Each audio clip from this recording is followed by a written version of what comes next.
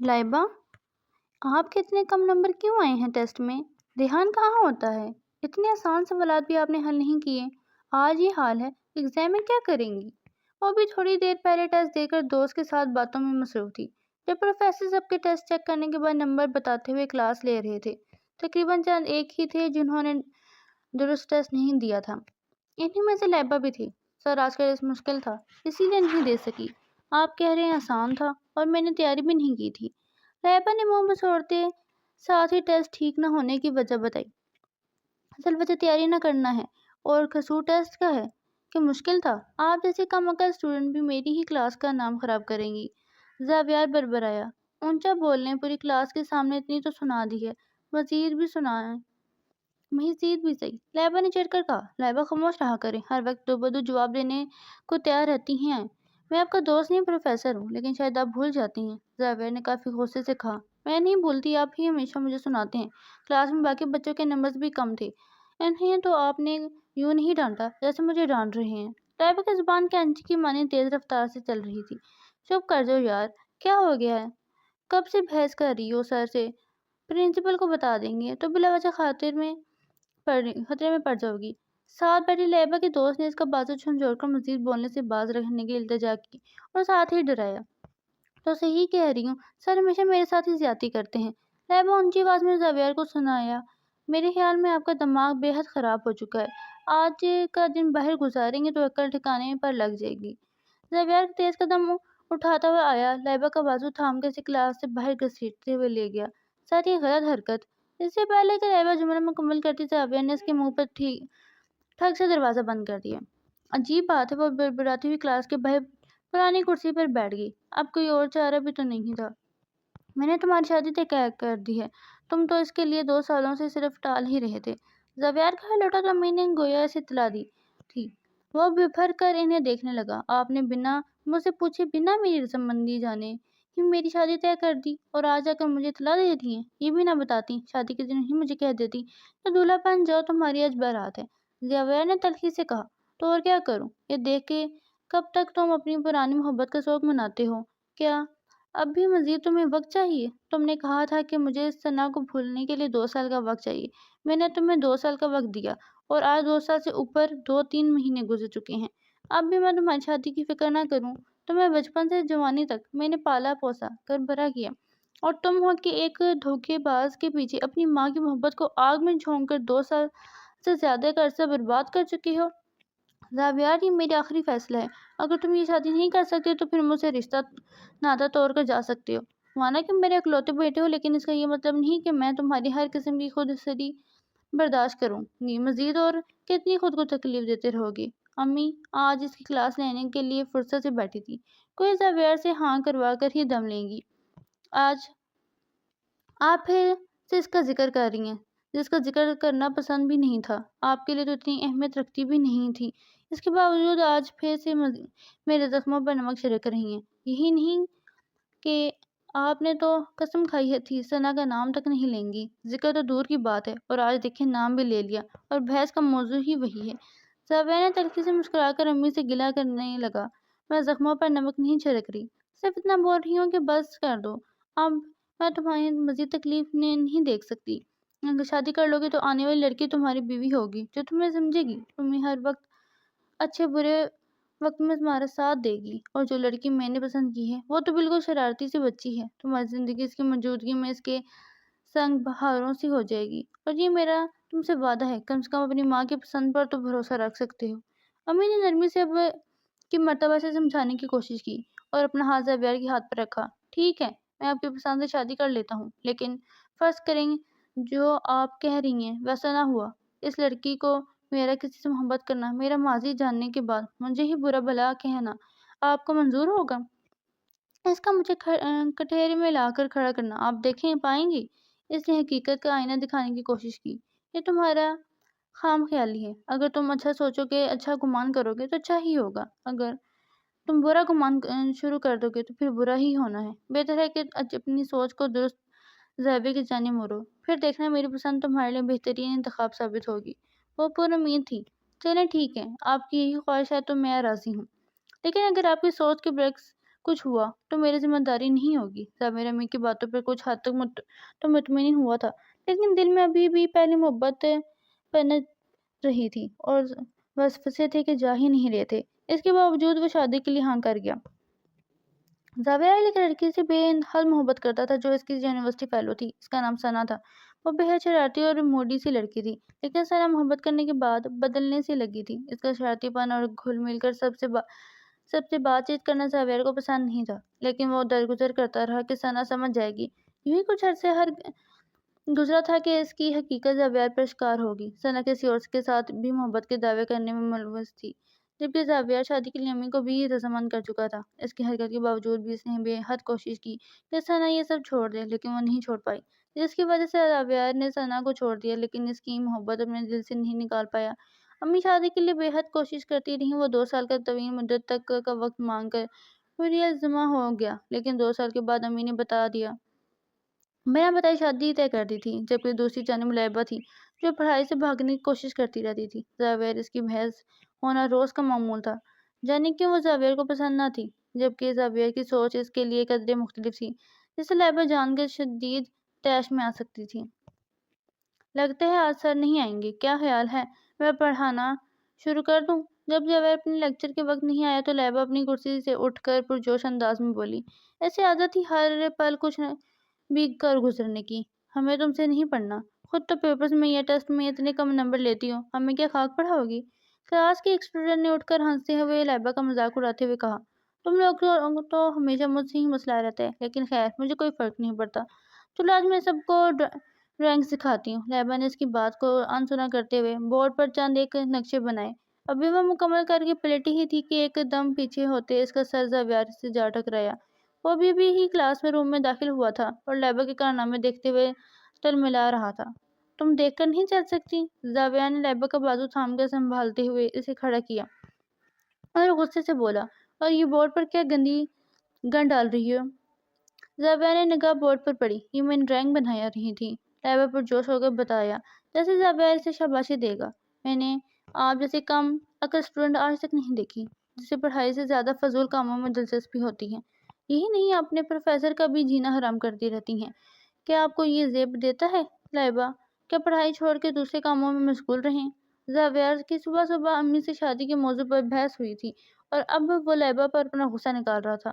آپ ہر وقت مجھ پر غصہ کیوں کرتے رہتے ہیں؟ باقی لڑکیاں بھی تو ہیں، صرف مجھ سے ہی آپ کو الجھنا ہوتا ہے۔ آپ نہیں آئے تو سوچا کہ ہنسی مذاق کر لیا جائے۔ خود تو کڑوے کسیلے ہیں اور چاہتے ہیں باقی سب بھی آپ کی طرح ہی ہو جائیں۔ لیبا نے چند لمحے تو خاموشی سے دیکھا، پھر اس کے بعد وہ ضابر کو پراعتماد لہجے میں چیر کر بولی، کیونکہ باقی سب آپ جیسی کم عقل اور بدتمیز نہیں ہیں۔ ضابر نے دوبدو جواب دیا، آپ جا کر اپنی کرسی پر بیٹھیں گی یا پھر ہاتھ پکڑ کے جا کر بٹھاؤں؟ وہ غصے سے بولتا ہوا لیبا کا ہاتھ تھامنے والا تھا کہ لیبا خود ہی بدک کر پیچھے ہوئی اور خاموشی سے دل ہی دل میں بربراتی ہوئی اپنی نشست پر جا بیٹھی۔ میری شادی طے ہو گئی ہے۔ لیبا اپنے دوست کے ساتھ گراؤنڈ میں بیٹھی ہوئی تھی، سو اسے اطلاع دی۔ ارے واہ، تم تو بہت خوش ہوگی کہ پڑھائی سے جان چھوٹ جائے گی۔ اس کے دوست اس کی رگ رگ سے واقف تھی، مسکرا کر بولی، کہاں جان چھوٹے گی؟ امی تو کہہ رہی ہیں کہ لڑکا پروفیسر ہے، ادھر سے جان چھوٹے گی تو شادی کے بعد اس پروفیسر کے آگے پھنس جاؤں گی۔ دوسری بات امی کہہ رہی ہیں کہ وہ عمر میں بھی مجھ سے کافی بڑا ہے، نہ جانے کیا ہوگا، مجھے تو ابھی سے ڈر لگ رہا ہے۔ لیبا کافی پریشان تھی۔ چند فاصلے پر کھڑا ضابر اس کی باتیں سن چکا تھا۔ وہ بھی دنگ رہ گیا کہ لیبا کی عمر تو 19 سال کی تھی اور اس کی شادی ہو رہی ہے۔ تو تم امی سے بات کیوں نہیں کرتی؟ انہیں کہو کہ تمہیں شادی نہیں کرنی، اور اگر شادی کرنی ہے تو اپنے ہم عمر کے ساتھ کرواؤ، اتنے بڑے پروفیسر کے ساتھ کرنے کی کیا ضرورت ہے؟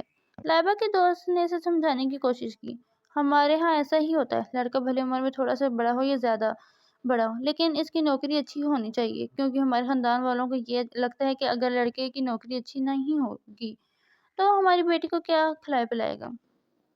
عجیب ہی اور رسم و رواج ہے۔ لیبا نے منہ بنا کر تفصیلی جواب دیا، اچھا چلو کوئی بات نہیں، سب ٹھیک ہو جائے گا، ہو سکتا ہے کہ جو تمہارے والدین نے فیصلہ کیا وہ تمہارے لیے بہترین ہو، ویسے بھی والدین کے فیصلے ہمیشہ بہترین ہی ہوتے ہیں۔ لیبا کے دوست نے اسے مطمئن کرنا چاہا، لیکن وہی بات ہے، یہاں سر ضابر سے جان چھوٹے گی تو وہاں پہ دوسرے پروفیسر بطور میرا شوہر میری قسمت میں لکھ دیا جائے گا۔ یہاں سے میں بحث کر کر کے اتنی بور ہو جاتی ہوں۔ سر زاویار تو سبھی کا غصہ مجھ پر نکال دیتے ہیں، تو وہاں بھی پروفیسر سے شور سے بحث کروں گی۔ لائبہ کے منہ سے یہ لفظ نکلنے کی دیر تھی چند قدم دور زاویار کے لبوں پر جانے میں مسکراہٹ بکھر گئی۔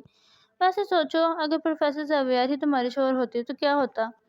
لائبہ کے دوست نے مسکرا کر اسے چھیڑا۔ اللہ معافی، ان کی بیوی تو پتہ نہیں کیسے برداشت کرے گی، اتنے تو غصے والے ہیں، ہر معاملے میں بحث کرنے کو اپنا حق سمجھتے ہیں۔ میرا تو ان کو پروفیسر کے روپ میں برداشت نہیں کر پا رہی۔ شوہر بولنے کی غلطی کر بیٹھی تو تم۔ لائبہ اپنی حاضر جوابی میں وہ جملہ کہہ گئی جس پر زاویار بھی ساکت ہو گیا تھا، جبکہ لائبہ کی دوست مسکرا کر بات کا رخ بدل گئی۔ لائبہ، کل آپ نے اسائنمنٹ ضرور مکمل کر کے لانی ہے۔ وہ کلاس سے نکل رہی تھی جب زاویار نے پیچھے سے حکم دیا، میں کل سے کالج نہیں آؤں گی اور نہ ہی آپ کو مجھ جیسی نالائق اور کم عقل اسٹوڈنٹ دوبارہ نظر آئے گی۔ وہ بنا پلٹے بولی، وجہ پوچھنے کی جسارت کر سکتا ہوں؟ زاویار نے دھیرے دھیرے قدم اٹھاتا ہوا لائبہ کے مقابل آ کر روا، جی، میری شادی ہونے والی ہے، تیاریاں کرنی ہیں اور پڑھائی بھی چھوڑ رہی ہوں۔ پرنسپل سے بات ہو چکی ہے؟ لائبہ نے سنجیدگی سے سر جھکائے جواب دیا۔ آج صبح سے اس کی آنکھیں نم ہو رہی تھیں، کالج میں بھی آخری دن تھا۔ نہ جانے کیسے زاویار اس کا بھیگا لہجہ محسوس کر گیا تھا۔ تو پڑھائی چھوڑنا ضروری تو نہیں ہے؟ تمہیں اپنی پڑھائی مکمل کرنی چاہیے۔ اگر گھر والوں سے اجازت نہیں ملتی تو مجھے بتائیں، میں بات کروں گا۔ اس میں اداس ہونے کی کیا ضرورت ہے؟ وہ یکلخت بولا۔ لائبہ نے جھکا سر اٹھا کر اسے تعجب سے دیکھا۔ میری اداسی کی آج آپ کو اس لیے فکر ہو رہی ہے کہ آج کے بعد میں یہاں نظر نہیں آؤں گی، اور اس لیے پڑھائی کے لیے راضی کرنا چاہتے ہیں کہ آپ کو روزانہ کا موقع ملتا رہے بحث کرنے کا۔ لائبہ کو جانے کس بات پر غصہ آیا تھا، وہ کافی کڑوے لہجے میں بولی تھی، ایسی کوئی بات نہیں ہے، تم میری کلاس کی شرارتی اسٹوڈنٹ ہو، سب تم یاد کریں گے۔ زاویار گھبرا کر بولا۔ آج پہلی مرتبہ اس کا لہجہ نرم تھا۔ اور آپ؟ لائبہ نے اپنی آنکھیں زاویار کے چہرے پہ جمائیں۔ میں پتہ نہیں، آپ جا سکتی ہیں، اللہ آپ کی نئی زندگی میں ڈھیروں خوشیاں لائے۔ زاویار اس کے سوال پر بکھلا سا گیا اور فوراً رخ پھیر کر بولا۔ لائبہ تلخی سے مسکرائی، چند آنسو آنکھوں سے نکل لیے، لیکن وہ بے دردی سے صاف کرتی وہاں سے بھاگتی ہوئی نکل آئی تھی۔ زاویار کی شادی کے دن قریب آ رہے تھے۔ امی تیاریوں میں بے حد مصروف تھی، لیکن وہ دن بدن لائبہ کے بارے میں سوچ رہا تھا، جانے وہ کیوں وہ اس کے حواسوں پر سوار ہو گئی تھی۔ حالانکہ اس پل اسے اس طرح کا سوچنا چاہیے تھا، لیکن زاویار کی نگاہوں کے سامنے صرف لائبہ کی نم آنکھیں ٹھہر سی جاتی تھیں، اور آخری ملاقات میں امید سے کیا گیا سوال کانوں میں گونجنے لگا۔ بالآخر شادی کا دن آ پہنچا۔